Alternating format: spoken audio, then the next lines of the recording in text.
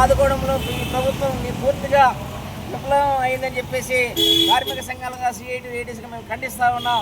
అందుకోసం పూర్తి స్థాయిలో ఈ యొక్క ప్రమాద ఘటనను జ్యుడిషియల్ ఎంక్వైరీ వేసి కేవలం యంత్రాలను మరమ్మతు చేయకపోవడం, నాణ్యమైనటువంటి ముడిసరుకు వాడకపోవడం, అనుభవం ఉన్నటువంటి సిబ్బందిని తొలగించడం, కొత్త వారితో ఎక్కువ పని చేయించడం వల్లనే ఈ ఘటన జరిగిందని చెప్పేసి కార్మిక సంఘాలుగా మేము అభిప్రాయపడుతూ ఉన్నాం.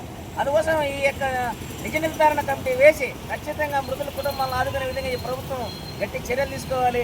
చనిపోయిన కుటుంబాలకు ₹1,00,00,000 నష్టపరిహారం ఇవ్వడంతో పాటు వాళ్ళ కుటుంబాల్లో పిల్లలకు పూర్తి స్థాయి ఉచిత విద్యను అందించాలని చెప్పేసి కూడా మేము కార్మిక సంఘాలుగా డిమాండ్ చేస్తూ ఉన్నాం. అదే సందర్భంలో నిజ నిర్ధారణ కమిటీతో పాటు వేసి ఈ యొక్క విశాఖ స్టీల్ ప్లాంట్ను ప్రైవేటు వారికి పూర్తిగా కట్టబెట్టాలన్న లక్ష్యంతోనే పూర్తి నిర్లక్ష్యం చేస్తామని తప్ప ప్రైవేటు వారితో పూర్తిగా అప్పచెప్తే కార్మికులు కేవలం సాగుతో సవాసం చేసే పరిస్థితి వస్తుంది. కాబట్టి ఇప్పటికైనా కార్మికుల శ్రమకు విలువ ఇచ్చి ఖచ్చితంగా దీన్ని ప్రభుత్వ రంగంలోనే కేటాయించి నిధులు ఇచ్చి ఈరోజు కార్పొరేట్ కంపెనీలకు లక్షల కోట్ల రూపాయలు రాయితీ ఇస్తూ ఉన్నారు.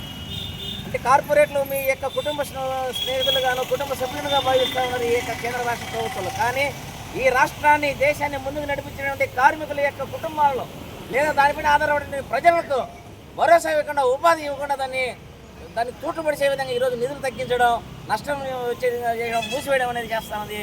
ఇది ఖచ్చితంగా రాష్ట్ర ఆదాయాన్ని తగ్గించడం, ప్రజల యొక్క కొనుగోలు శక్తి తగ్గించడం తప్ప మరొకటి కాదని చెప్పేసి మేము భావిస్తూ ఉన్నాం. కాబట్టి మృతుల కుటుంబాలకు అండగా నిలబడేంత వరకు ఈ ప్రభుత్వం చర్యలు తీసుకునేంత వరకు మరియు ఈ యొక్క స్టీల్ ప్లాంట్ పరిరక్షణ కోసం కార్మిక సంఘాలకు ఉద్యమిస్తామని చెప్పి ఈ సందర్భంగా మేము తెలియజేస్తా ఉన్నాం. ఏ రామందులో సిఐటి జిల్లా ప్రధాన కార్యదర్శి.